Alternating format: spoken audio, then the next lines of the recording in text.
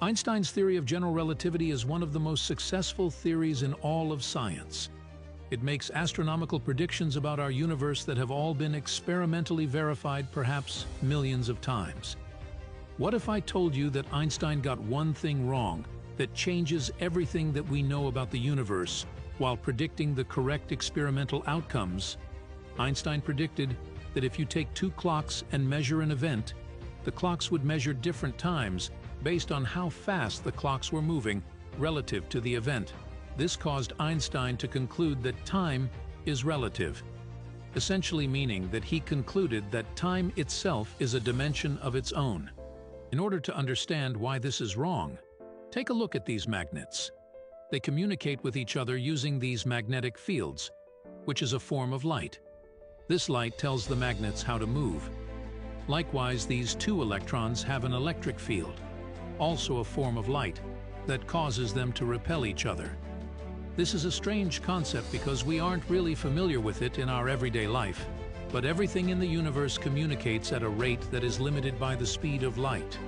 That is, the weak and strong forces, along with gravity, are all limited by the speed of light. We will therefore only refer to the electromagnetic force for simplicity. So let's take a look at a clock. If we dive in, we see that all of the atoms making up the clock communicate with each other at a rate that is limited by the speed of light. If light speed increases, the clock ticks faster, and if light speed slows down, the clock ticks slower.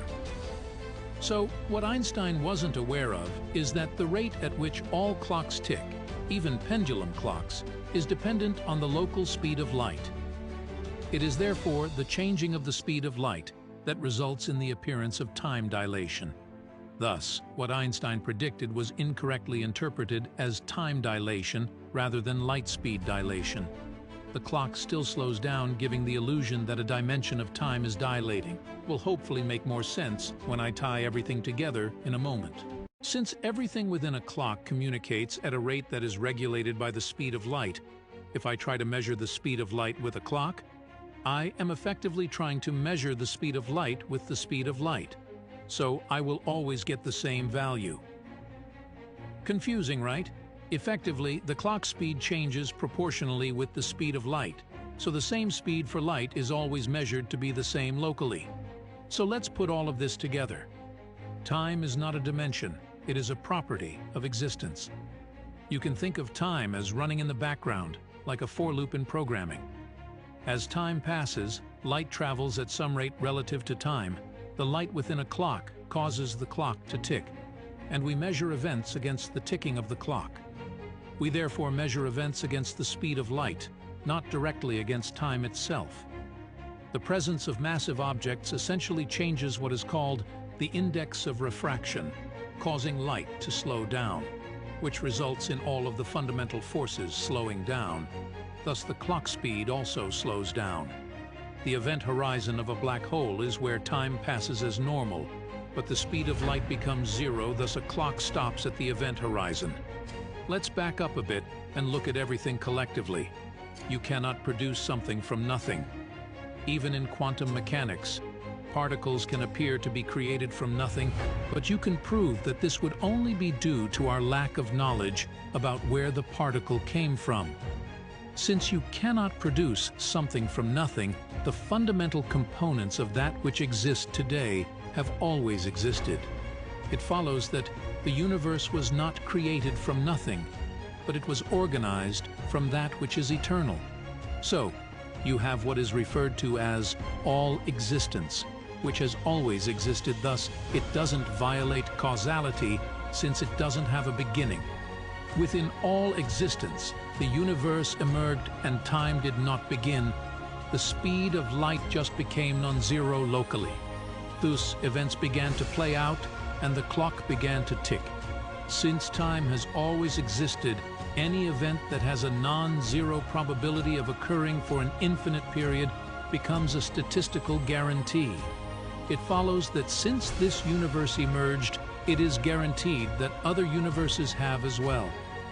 We should therefore detect the remnants of these other universes in the cosmological data in the form of galaxies and light coming towards us. The fact that we do not observe this tells us that the universe emerging is a controlled event, meaning that the universe was intelligently designed in a controlled manner. A controlled Big Bang, if you will. For the universe to be intelligently designed, the designer must have given the universe its physical properties that cause it to organize itself in a way that is consistent with science. These properties of the universe are modeled by what we call the laws of physics. Essentially, the properties of the universe that cause atoms, stars, and galaxies to form and evolution to play out must have all been given by the Creator. Since all of science is dependent on physics, all of science is therefore consistent with intelligent design. It is important to note that many scientists claim that God didn't create the universe because they assume the properties of the universe to be naturally occurring. This is logically equivalent to assuming that God didn't create the universe in order to prove that God didn't create the universe, which is of course a logical fallacy. You will find that all of the experimental predictions of special and general relativity are recovered with this theory in such a way as to remove paradoxes, giving credibility to the interpretation. A muon's decay rate is communicated internally at a rate that is limited by the speed of light, so when the speed of light dilates, the rate at which the muon decays changes. Gravitational waves, gravitational lensing, and black holes are all consistent with this theory. Time is simply a convenient parameter in our equations. We can write our laws of physics so that they hold everywhere by writing them in terms of the local speed of light, and in terms of proper time as stated in the article linked below.